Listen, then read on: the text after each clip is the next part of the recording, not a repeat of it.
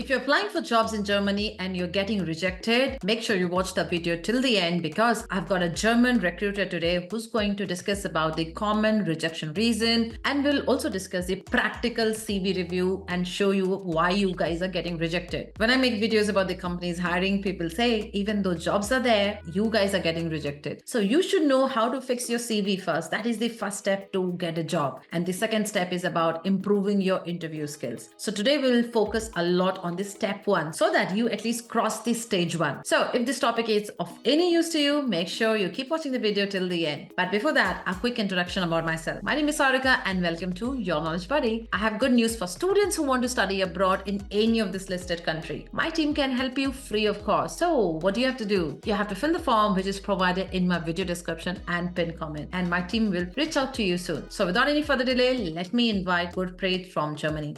Hi Gurpreet, welcome to Your Knowledge Buddy. And if you don't mind, can you please introduce yourself to my audience, please? Hi, Sarica. I am Gurpreet and I have total 15 years of experience. I was working in India as a director of global HR, where I was again responsible for hiring a lot of candidates. And then 2 years back, I moved to Germany on a job seeker visa. And now again, I'm working in a finance company as a lead HR, where I'm responsible for hiring a lot of different candidates in Germany and all across Europe. And that's the reason you are my special guest today, because my audience wants to know why are they getting rejected. So from your expertise of being in the German market for the last 2 years, can you just share some of the common job rejection reasons so that my audience can take some help from it and avoid any further rejections in the future? Hi, definitely. I mean, I can definitely share some insights. Well, the rejections can be at different steps, right? One, you apply for a job, that time you can get rejected, or during the interview process that you can get rejected. But what I understand, the main problem right now is that people apply for jobs and they get a lot of rejection emails at the first step itself. So clearly, the main reason why people are getting rejected is because of their resume. I cannot emphasize this enough, how much resume is important in case if you're applying for a job in Germany. And very practical example I want to give you. If you're applying for jobs, say you are applying 3 weeks, you're continuously applying for jobs and only you're getting rejection emails, that clearly tells you that your resume is not right and you need to update your resume. So that is the main reason why application gets rejected, is because incorrect resume. Mm-hmm. So can you share some example and show us or show my audience, if you have to review a profile or a CV, why will you reject it? Maybe we can take any example, say a business analyst. If my audience, they find a job on LinkedIn of a business analyst and say they start applying, you as a recruiter, you see that. So what are the things that you see and why do you reject? If you can share some example, please. So, see, definitely I'll share my screen and we will also review our resume. But before that, I want to explain a little bit about the German culture and the German mindset. Mm-hmm. So one reason why most of the resumes get rejected, and especially if you are applying from India, could be that your resume is all over the place. Now, Germans are very specific and they're very direct. If they are hiring for somebody as a business analyst who has this specific requirement, then that is exactly what they're looking for. Anything more or anything less will not work. They are super specific, super direct, and they only want what is mentioned in the job description. But most of the resumes I review, they are all over the place. They're talking about a lot of multiple skills, and that is why the recruiter gets confused that what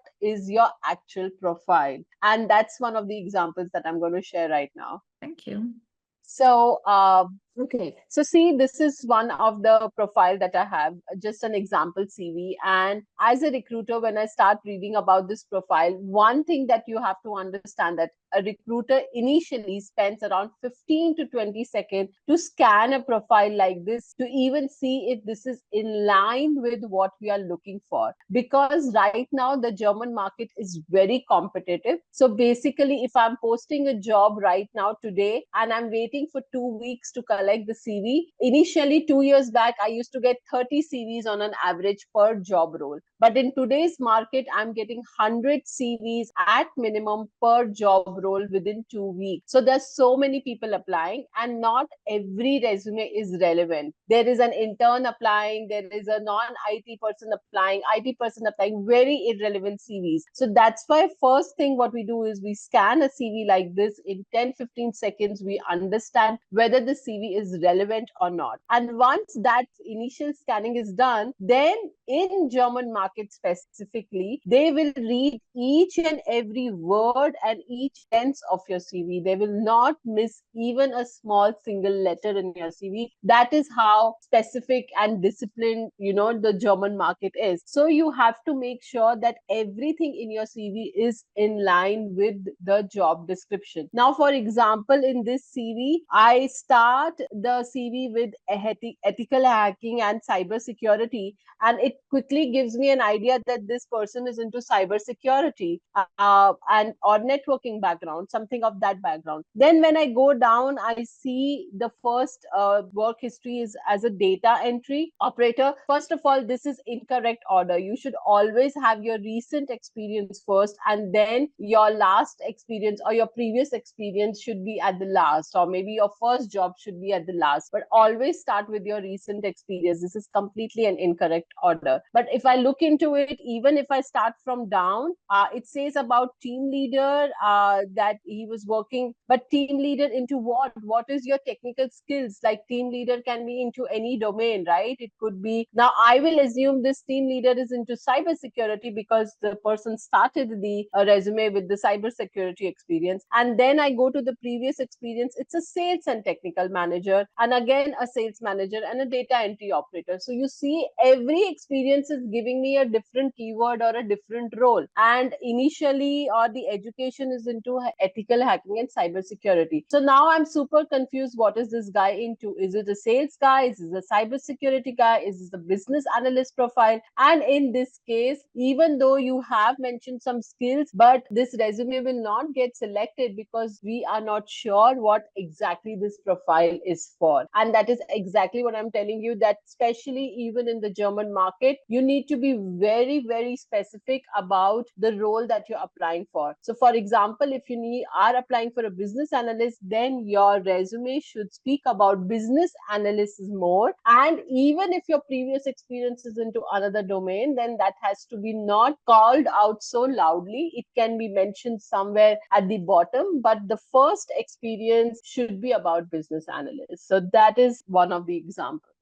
Thanks, Gurpreet. I think this was quite useful. And when people will see that you are explaining with example, they will be able to relate with the kind of CVs which they make and they apply for the jobs. Thank you very much. So, Gurpreet, what are the other mistakes that our audience should be avoiding so that they get selected? Yes, and for other few mistakes, I will again give you one more example. So let me quickly share another CV with you. So this is very, very important. I mean, formatting of a CV is important, but mainly what is again important is the content of the CV. In very few cases, a CV will get rejected if the formatting is incorrect. And if you see this one particular CV, again, I'm completely off. As soon as I look at the CV, I am completely off with the kind of, the form that is used, and also the kind of formatting that the person has used. But still I would go ahead and try to read the technical skills of the candidate, because at the end I have to not worry about the formatting, but I have to worry about the technical skills. But please understand, resume is a sales pitch, right? So you are selling yourself, and you will only buy a product that looks nice, that feels professional, and that things can add some value to your current company. So for example, if you're buying a phone, you will only buy a phone that looks good. You will never buy a broken phone. Exactly the same thing. If I'm I'm looking at the resume, I will call a candidate for an interview which looks very professional, even from the CV perspective. So that is very important. So first formatting, and then next thing is when I am looking at the experience of this candidate, there's hardly anything mentioned, like just one or two sentences, that too in paragraphs. This is completely incorrect. At least your current experience or your previous experience should be minimum 8 to 10 sentences, or at least half page. You have to emphasize more on your current experience. So please give that thing more importance and make it look super professional. Write bullet points, use action words, and do not use your creativity in your resume. No need to use red color, green color, yellow color on your resume. Trust me, I have reviewed such CVs. And very, very important thing, even if you have great skills, you are super technical, you have more than 20 years of experience, and your CV is just great, but if you have grammar mistakes or you have spelling mistakes, your CV will always get rejected. That is a hidden tip from a recruiter's perspective. I'm telling you, not only the recruiter, but even the hiring manager will reject your CV if it has grammar mistake or spelling mistake. So you have to make sure that you are doing a spell check on your CV. Amazing. Oh, I didn't know that even for a small grammar mistake, they will be rejected. Yeah. Thank you, Gurpreet. I think both examples were quite useful. And now those are the real CVs where people are making those CVs and applying for the jobs. Now, when they see your examples, they will at least know how to fix their CV and apply for the jobs correctly. Moving to the next question. So I'm going to ask you, when is the best time to apply for a job in Germany? Which are the few best months you think? Well, I think I would not say best months. You can apply all year long, but I can give you an idea when the hiring little slows down. So definitely during the end of the year, say around November, December, the hiring slows down a bit because companies are busy planning budget for the next year, and then it resumes in next year, say in January or February, it will resume. So that time you will see little slow process in hiring. And also during the summer vacation, maybe some people are traveling, but that really does not affect the hiring process. Maybe that will affect the feedback process. You might get feedback on your interview little late, after 2 weeks or 3 weeks, because people are traveling, or the interview process might just delay to 3 months or so because people are traveling. But otherwise, you can apply all year long. Trust me, when I was on a job seeker visa, I also gave an interview on 24th of December, which is just one day before Christmas. That is also possible. So I would still say, if you're a job seeker, keep continuing and keep applying. Don't worry about other things. Okay, thanks, Gurpreet. Now, moving to my next question. So, you mentioned that for one vacancy now you get around 100 applications, right? So, do you literally, as a recruiter, review all the 100 applications? Or do you think that when you find your perfect candidate while reviewing the top 20 or the first 20 or first 30, do you just send the automatic rejection emails to the remaining 70 people? A very good question, Sarika. So this is how it works, especially in Germany. So when a job is posted, we will wait for initial 2 to 3 weeks to collect the resumes. And then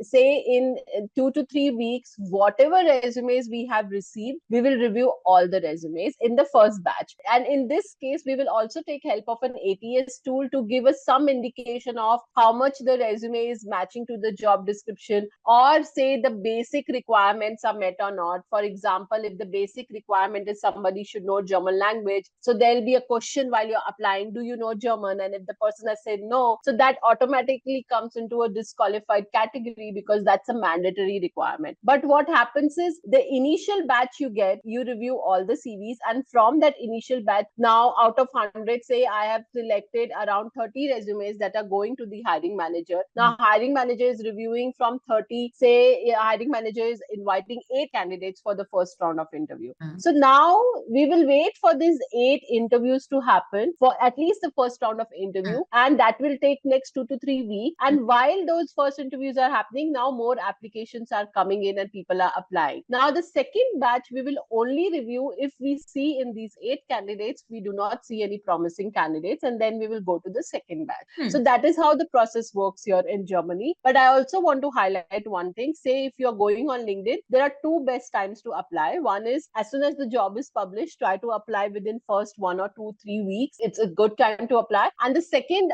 tip I will give you, say if a job is open for more than 3 months and the job is getting reposted again and again on LinkedIn, that clearly indicates you that the job is open and they are not finding the right candidate. So in that case, do not stop yourself from applying. Definitely apply, because now they have been interviewing candidates for last 3 months, but they are not finding the right candidate. And now every CV that comes in every day, they are reviewing it because they are also, not having so many CVs to review. So definitely these are the 2 times when you should apply. Awesome. Thank you. So you mentioned about applying through LinkedIn. So should people use Easy Apply on LinkedIn or not? Yeah, it doesn't matter. I definitely, as a recruiter, for me, an application is just an application. I don't get to know a difference whether it's easy apply or a direct apply. In case if I have more questions that is needed when you're applying for the job, then I think it will directly redirect you to my company's website. So it really doesn't matter whether it's easy apply or direct apply. Nice. Okay. Gurpreet, you mentioned that while filling the form, you have some basic questions like, do you know German or not, or what basic level of German? Do you also have questions like, do you have the right to work in Germany? It depends upon the companies. Actually, I mean, few of the companies do ask that question, what's your current visa status, or do you have the right to work in Germany? Some of the companies don't ask that question. So it is a question that is, dependent on the company. But in the German market, for certain skills, like say for IT skills, people know that they won't find those skills in the German market and they would have to go outside German market for such skills. So they are very open in say there's nothing called as visa sponsorship, but to support for visa and hire international candidates, they are usually open about it. So then they generally don't differentiate people who are applying, say, from India versus applying within Germany. If they find the right talent, irrespective of wherever you're applying for, they do invite you for interview then. Yes, I would say that is true. And just to give one more perspective from a recruiter's perspective, as soon as a job is open, the first preference would be to find somebody locally. Say I'm in Frankfurt. My first preference would be to find somebody in Frankfurt. Then I will go, okay, in Germany. And if I'm not finding anybody in Germany, then my preference would be, okay, I can go now in the outside market because I'm not finding the right talent. So that would just differ. But usually it's your skills are more important than your location. If you are in Germany, it's an additional extra edge for you to get more interview calls, no doubt about it. That increases the trust factor in the hiring managers, in the recruiters, that you are present here locally, you can visit them, take the interview in person, and that usually increases the trust factor a bit more, no doubt about it. Okay, good. Good to know. Just the last question. In the UK, when a company wants to hire an immigrant, it involves a lot of cost. And that's one of the reasons as well. They don't want to hire immigrants because they want to save money. You mentioned that there are some costs related to settlement, like visa thing. So how much do you think a company need to pay or spend to hire an immigrant for a job? Actually, that's the best part about Germany. There is nothing called as visa sponsorship here, or even initially they had laws that case if they want to open a job where they are hiring people internationally, then they have to go to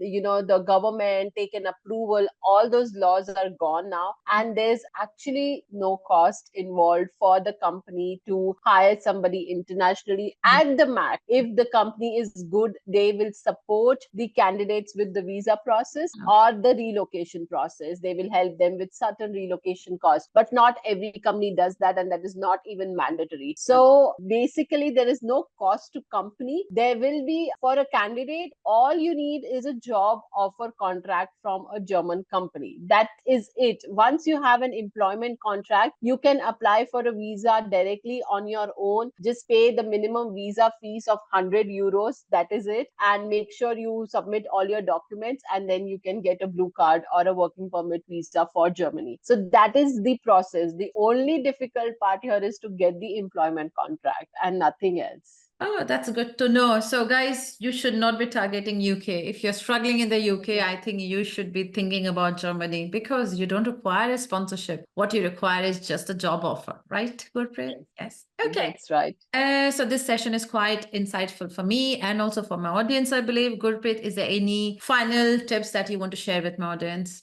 Well, the final tips is I'm a recruiter. I've been in hiring industry for more than 15 years now, and I just want to say one thing that do not get worried about rejection emails. You will get lots of rejection emails, but you have to focus on this one or two interview calls that you are getting, and then you will start, gradually getting more interview calls, and then you will finally get an offer. But keep applying. Do not give up. Don't be demotivated. If you do not apply, you will never get a call. So keep applying. And in case if you need more information on Germany or the job process or your resume creation, then I also run my own YouTube channel with the name of Gurpreet in Germany. And you can definitely watch that. That has lot and lot of information about moving to Germany. And you can also contact me on LinkedIn. Awesome. Thank you. So guys, go and take advantage of all the free information which Gurpreet already have on her YouTube channel, and you can also contact her for one-to-one consultation. Thank you very much, Gurpreet, for coming and sharing your knowledge with my audience, and all the best to you for your YouTube journey. Thank you so much, Sarika. You are doing a great job. You are an inspiration for me as well. And thank you so much. Thank you. Thank you.